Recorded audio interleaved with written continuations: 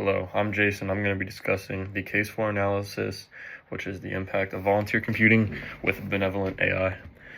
Benevolent AI is a AI-driven drug research company. They use machine learning to analyze drug compounds and do research on that. They needed a massive amount of computer power during COVID-19 to accelerate drug discovery processes in order to find treatment options fast in order to help during the pandemic. They used a global volunteer computing network called the WCG, or World Computing Grid, which is basically a massive grid that anyone can help out with, and they can donate unused computer power, making it work like a huge free supercomputer, just using anyone's computing power while they're not using their computers. COVID-19 research required massive data processing. They needed results fast, and building their own infrastructure was slow and very expensive. So they were able to use the World Computing Grid and other people's computing power through this in order to help fix this problem. And I read an article on a company called Science Direct, and they said that this approach could compress a 5-year drug discovery process timeline into a few months during emergencies, just through the help of these people. So I'll be answering the question, what strategic advantages does Benevolent AI gain by collaborating with the World Community Grid, and how might these advantages influence its long-term business goals? The World Community Grid could help by making much faster for future drug discovery, as I kind of explained in the last slide. According to the World Community Grid's own scientific reports, the volunteer networks can screen hundreds of millions of drug molecules in only a short amount of time, something that would normally take years with conventional equipment. It also created huge cost savings for the company. There was no supercomputer needed, which is a very high cost, so saved a lot of money in that way. And from a marketing perspective, it would boost their reputation during the global crisis. This could lead to future partnerships, collaborations, and even business ventures. In their long-term business vision, they can create goals for innovation and collaborations across the world, leading to better tools for future pandemics. They build long-term and AI computer strength and community involvements for future research. And it gave them just a stronger competitive position in AI by identifying Baricitinib, which is the virus that they later found to be part of COVID-19, showing how AI and the World Community Grid could change the whole pharmaceutical industry, discovering treatments in the future. So it is proven that this can help in this instance.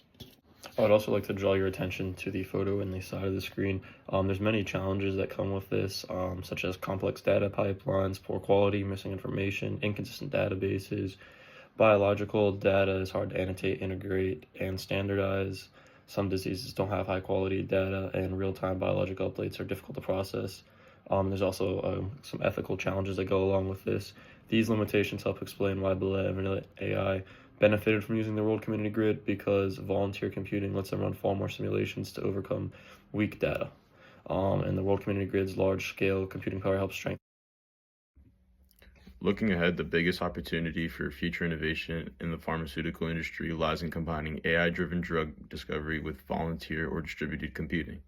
We've already seen what each can do on its own. For example, the World Community Grid Open Pandemics project allowed researchers at Scripps to run hundreds of millions of virtual drug docking simulations using donated computing power from volunteers around the world, something that would typically require extremely expensive supercomputers.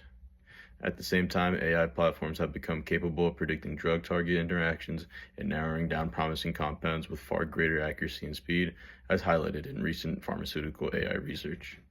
If these two approaches are initially combined, they could dramatically accelerate early drug discovery, lower the cost, and make advanced research accessible to universities, nonprofits, organizations, and smaller labs.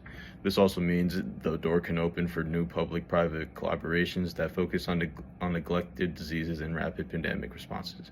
In short, integrating AI with volunteer computing can make the entire industry faster, more collaborative, and better prepared for the future health and challenges.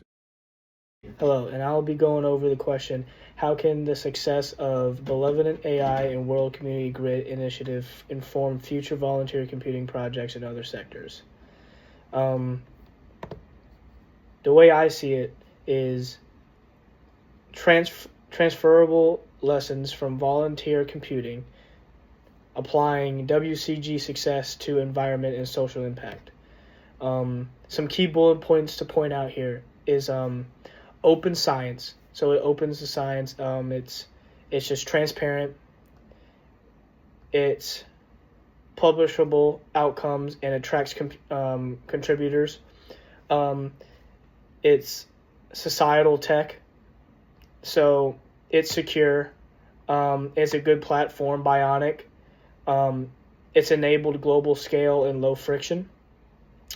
It's motivating impact, so it ties work into visible societal problems.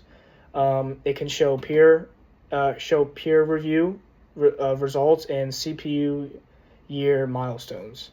Another thing is partnerships. It's collaborative across academia, nonprofits, and industries to boost legitimacy and resources. The last two are volunteer engagement and ethics and security. For volunteer engagement, it recognizes contributions. It provides dashboards and regular updates to sustain participation.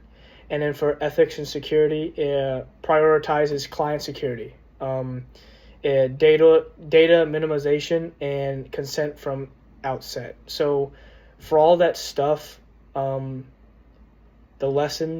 transferable lessons, it can be successful in that regard because it has so many different things that it adds into society.